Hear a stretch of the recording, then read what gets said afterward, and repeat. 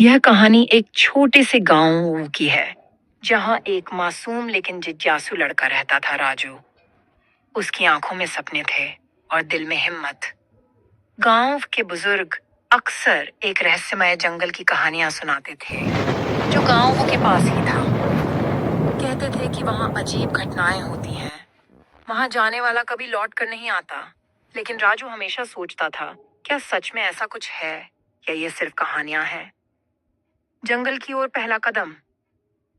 एक दिन राजू ने ठान लिया कि वह खुद जंगल की सच्चाई का पता लगाएगा। उसने अपने दोस्तों से कहा, लेकिन वे डर गए।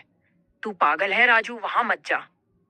लेकिन राजू की आंखों में डर नहीं था, बस जिज्ञासा थी। सुबह सुबह वह चुपचाप घर से निकला और जंगल की ओर बढ़ चला।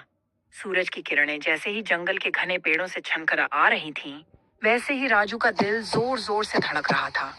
वहां हर ओर अजीब अजीब आवाजें थीं, कभी किसी पक्षी की चीख, कभी हवा का डरावना सन्नाटा। क्या मैं सही कर रहा हूं? उसने खुद से पूछा। लेकिन तभी उसे एक गहरी और रहस्यमय आवाज सुनाई दी। रहस्य का दरवाजा। उस आवाज का पीछा करते करते वह एक पुराने और विशाल पेड़ के पास पहुंचा। पेड़ की जड़ों के बीच उसे एक छोटा सा लकड़ी का दरवाजा दिखा। उसका दिल जोर जोर से धड़कने लगा। उसने हिम्मत जुटाई और धीरे से दरवाजा खोला। अंदर एक गहरी सुरंग थी जो अंधेरे में कहीं खो जाती थी। राजू धीरे धीरे अंदर बढ़ा। सुरंग में दीवारों पर चमकते हुए पत्थर जड़े थे जो हल्की रोशनी फैला रहे थे। सुरंग के अंत में एक बड़ा कमरा था जहां चारों तरफ सोने और हीरे जवाहरात बिखरे पड़े थे। लेकिन वहां एक बूढ़ा आदमी बैठा था। उसकी आंखें गहरी और रहस्यमयी थीं। वह जैसे उसी का इंतजार कर रहा था।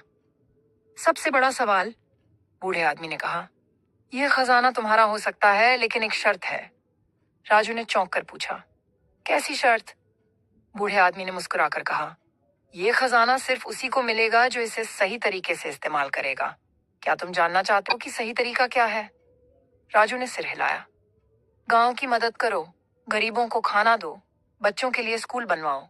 ये धन तुम्हारा नहीं, तुम्हारे गांव का है। अगर तुम इसे अपने लिए रखोगे तो ये तुम्हारे हाथों से रेत की तरह फिसल जाएगा। राजू की आंखें भर आईं।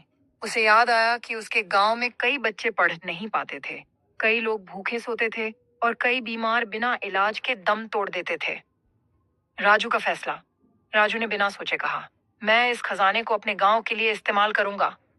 बूढ़े आदमी की आंखों में चमक आ गई। अचानक वह गायब हो गया और राजू खुद को गांव के बाहर खड़ा हुआ पाया। उसके पास एक थैला था, अब वो जिसमें वही खजाना था। गांव लौटते ही उसने सबसे पहले गरीबों के लिए भोजन की व्यवस्था की, एक सुंदर स्कूल बनवाया और गांव में अस्पताल खुलवाया। धीरे धीरे गांव की तस्वीर बदलने लगी। जहां पहले गरीबी और दुख था, वहां अब खुशियां और उजाला था। राजू अब सिर्फ एक साधारण लड़का नहीं था, वह गांव का मसीहा बन चुका था। लोग उसे सम्मान से देखते थे। लेकिन राजू की खुशी इन चीजों में नहीं थी। उसकी असली खुशी थी उन बच्चों की मुस्कान में जो अब स्कूल जा सकते थे, उन गरीबों की आंखों में जो अब भूखे नहीं सोते थे। सच्चा खजाना सोने चांदी में नहीं होता, बल्कि उसे सही जगह इस्तेमाल करने में होता है। और जो दूसरों की भलाई के लिए काम करता है, वह कभी गरीब नहीं होता।